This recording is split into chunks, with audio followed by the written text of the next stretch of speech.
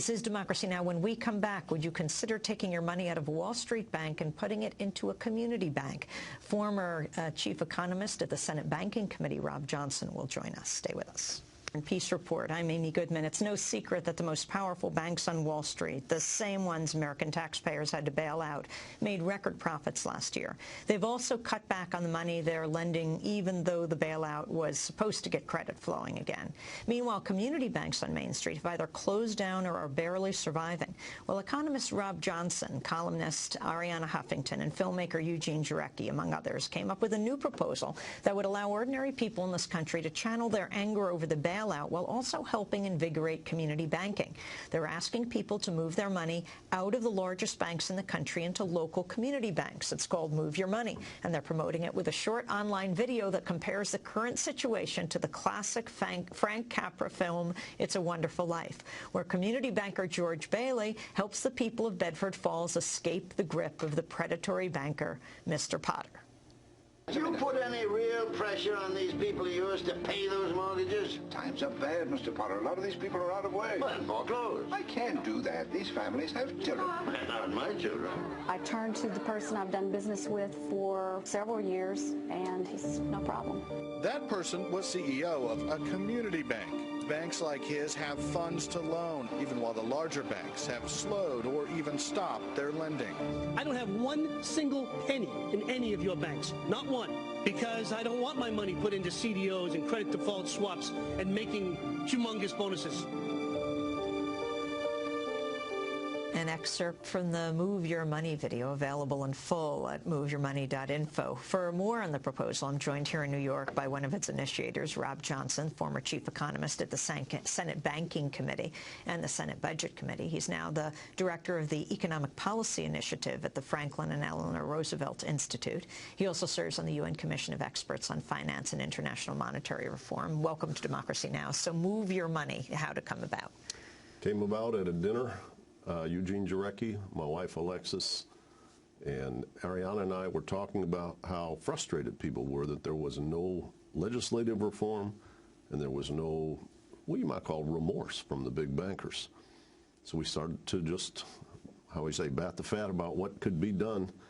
And we talked about how in past episodes people had sold stock, and in this episode you could get people to move their money. Why would they move their money when they're happy with their services? Because they can get comparable services locally. Everything is insured by the Federal Deposit Insurance Corporation up to $250,000, and they could stop this toxic side effect of derivatives lobbying and too big to fail lobbying that's going on by the top 5 or 6 banks that So name names. Who are you saying people should, which banks should they pull their money out of, and what banks should they put them into? Tell us what community banks are, but name the ones they should pull out. Citigroup, JP Morgan Chase, Bank of America, Wells Fargo, and to the extent that it's asset management, Morgan Stanley and Goldman Sachs. Those are the 6 that have 97% of the derivatives markets. Those are the too big to fail institutions, or at least a large subset of the too big to fail institutions. But mostly they're the ones who are working very hard right now to stop Congress and the Senate from adequately reforming our financial system, which basically means they want to keep playing and making profit and have the taxpayer pick up the bill in the event of another, they hit another banana peel. And explain what community banks are. Community banks are small, regional, or very much local institutions. Most of their activities, their lending activities and so forth, relate to the local region or community around which they collect their deposits. And how do you know if you're moving your money into a bank that's not owned by one of the entities you just talked about? Well, that requires a little bit of research, but we do have friends at Institutional Risk Analytics that's on this website, MoveYourMoney.info, and they have rated all the FDIC call report banks, and they've separated out the big banks from the small, or what you might call the behind-the-scenes ownership, and given you a menu. If you plug in your zip code, it gives you a menu of the banks that they rate A or B, which is safe. And like I say, above and beyond that, you have deposit insurance. But those are the local banks that are independently owned, not owned by the big 4 to 6. And explain what a local credit union is. Local credit union is like a cooperative in the local community where people put their money in, and essentially they are the owners of that bank or of that financial institution. It's not technically a bank. I would guess some people might be afraid they'd somehow lose their money, that a lot of banks all over the country failed. Yes, and yet no one lost any money for deposits under $250,000. So I would say for 95% of the population, if you have FDIC insurance at Bank of America or Chase, you also have it at your local community bank. The reconfirmation of Ben Bernanke, your thoughts? My thoughts are that the Fed did not do a good job with regard to preventive medicine, diagnosis of the illness, diagnosis of the extent of the illness that was called our credit crisis.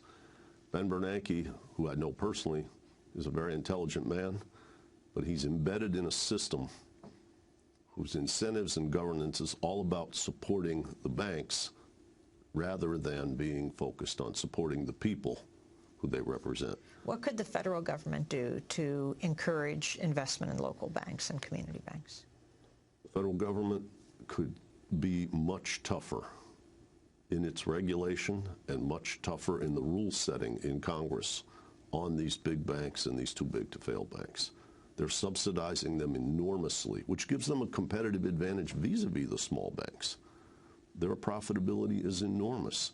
They can invest in all kinds of networks and other things that make it, well, you might say, easier, more convenient for the consumer on those, with those subsidy profits and with the benefits of their lobbying efforts. Do you think President Obama has improved the situation over President Bush, or do you think it's gotten worse? I would say it's roughly the same, with one exception. I do think President Obama is not unmindful or reckless in his perceptions about what's going on. I think that Bush was somewhat enamored of an unbridled free market fundamentalism that really isn't based in reality. I don't think Obama is quite, he's not delusionary. Does the awareness translate into better action? Not particularly. Well, Rob Johnson, I want to thank you very much for being with us. Rob Johnson is part of a group that's telling people to move your money, move it into local community banks, and their website is MoveYourMoney.info.